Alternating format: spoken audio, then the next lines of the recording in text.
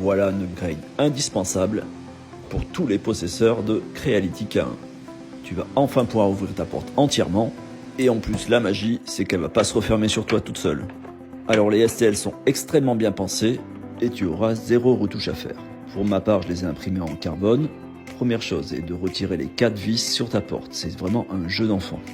Une fois que tu as retiré la porte, tu vas retirer les 4 vis qui sont sur les côtés, pour commencer à y placer ta première pièce sur le haut.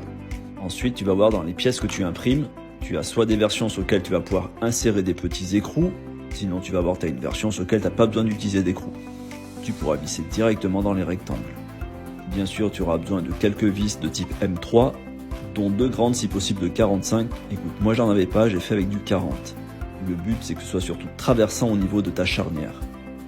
Ici c'était juste pour faire un test. Toi tu vas d'abord visser les 2 pattes sur ta porte, en plaçant le petit système, tu sais, avec les écrous derrière.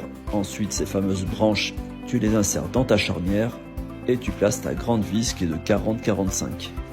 Ils ont tous le même pas de vis en M3. Alors, il y a un endroit où il faudra être particulièrement vigilant. Pour cette fameuse vis, ne choisis pas une vis trop longue car elle est traversante et elle risque de venir frotter les courroies à l'intérieur.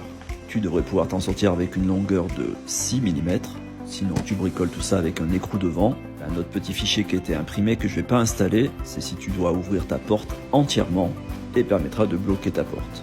Franchement, pour moi, cette upgrade est vraiment indispensable. Alors ouais, je te le conseille et tu le trouveras assez simplement sur Printable.